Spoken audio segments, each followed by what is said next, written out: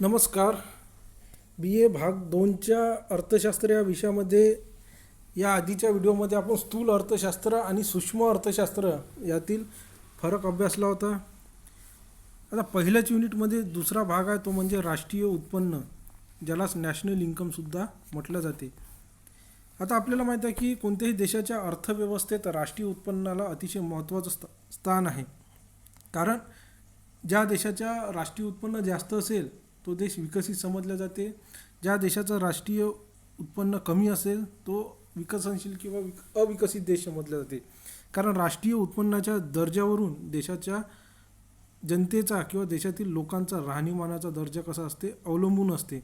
आणि म्हणूनच आर्थिक विकासाचं एक साधन म्हणून राष्ट्रीय उत्पन्नाकडे बघणं अतिशय महत्त्वाचं आहे. एखादा देश विकसित आहे, विकसनशील आहे किंवा अविकसित आहे याचा अभ्यास करण्यासाठी सुद्धा राष्ट्रीय उत्पन्न हे फार महत्त्वाचे ठरते. त्याचबरोबर आपल्या देशाची इतर देशाशी तुलना करत असल्यास राष्ट्रीय उत्पन्नाच्या साहाय्याने तुलना करता येते. तसेच जागतिक व्यवस्थेत एखाद्या देशाचं स्थान कितव्या क्रमांकावर आहे याचा अभ्यास करायचा असेल तरीसुद्धा राष्ट्रीय उत्पन्न काय करते उपयुक्त ठरते. राष्ट्रीय उत्पन्नाच्या साहाय्याने हे सगळ्या गोष्टी आपल्याला करता येते.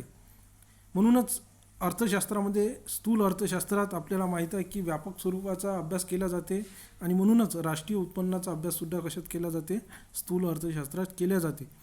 आता या राष्ट्रीय उत्पन्नाच्या काही व्याख्या केलेल्या आहे. त्यामध्ये डॉक्टर मार्शल यांची व्याख्या आहे. मार्शलची व्याख्या अशी आहे की प्रतिवर्षी एखादा राष्ट्रातील श्रम, भांडवल आणि नैसर्गिक साधनांच्या साहाय्याने ज्या मूर्त आणि अमूर्त अशा वस्तू आणि सेवांचे निव्वळ उत्पादन केले जाते त्याला काय म्हटलं जाते राष्ट्रीय उत्पन्न म्हटलं जाते. आपल्याला माहीत आहे की एखाद्या वस्तूचं उत्पादन करण्यासाठी श्रम, भांडवल आणि नैसर्गिक साधनांची आवश्यकता असते आणि या साधनांच्या साहाय्याने मूर्त आणि अमूर्त वस्तूंचं आणि सेवांचं जे उत्पादन केलं जाते त्याला काय म्हटलं जाते राष्ट्रीय उत्पन्न म्हटलं जाते. अशी व्याख्या डॉक्टर मार्शल यांनी केलेली आहे. प्राध्यापक पिगू यांचीसुद्धा राष्ट्रीय उत्पन्नाची व्याख्या आपल्याला अभ्यासाची आहे. त्यामध्ये असं म्हटलं जाते की ज्या वस्तू व सेवांचे मोजमाप पैशाच्या स्वरूपात करता येते त्याला काय म्हटलं जाते राष्ट्रीय उत्पन्न म्हटलं जाते. ज्यांचं मोजमाप हे केवळ पैशाच्या साहाय्याने करता येते अशाच वस्तूंचा समावेश राष्ट्रीय उत्पन्नात होते असं पिगू यांचं मत आहे. त्यानंतर तिसरी व्याख्या आहे भारतीय राष्ट्रीय आय समितीच्या मते एका विशिष्ट काळात म्हणजे 1 वर्षात देशात निर्माण केल्या जाणाऱ्या एकंदर वस्तू आणि सेवांचे दुहेरी मोजमाप टाळून केलेले मोजमाप म्हणजे काय राष्ट्रीय उत्पन्न. विशिष्ट काळ म्हणजे 1 वर्षाचा काळ आणि या काळात वस्तू आणि सेवांचं मोजमाप करताना ही काळजी घ्यावी लागते की त्या वस्तू आणि सेवांचं दुहेरी मोजमाप झालं नाही पाहिजे. एकाच वेळा त्या वस्तूंचं मोजमाप करून राष्ट्रीय उत्पन्न मोजता येते असंही भारतीय राष्ट्रीय आय समितीने व्याख्या केलेली आहे.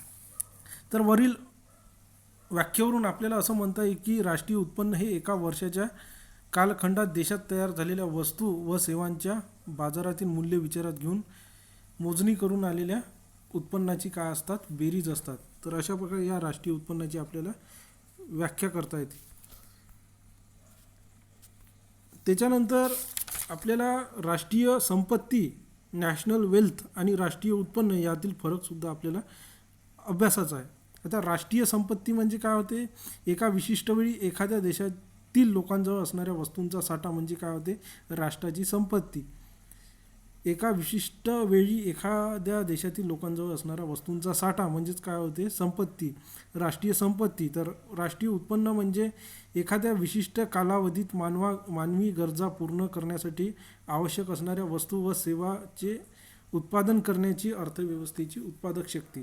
तर यावरून आपल्याला असं म्हणता येईल की राष्ट्रीय उत्पन्न हा एक प्रकारचा स्टॉक असतो, साठा असतो, लोकांजवळ असणाऱ्या वस्तूंचा साठा असतो. तर राष्ट्रीय उत्पन्न म्हणजे मानवी गरज पूर्ण करण्यासाठी आवश्यक असणाऱ्या वस्तू आणि सेवांचे उत्पादन करणाऱ्या अर्थव्यवस्थेची काय उत्पादक शक्ती याला काय म्हटलं जाते राष्ट्रीय उत्पन्न.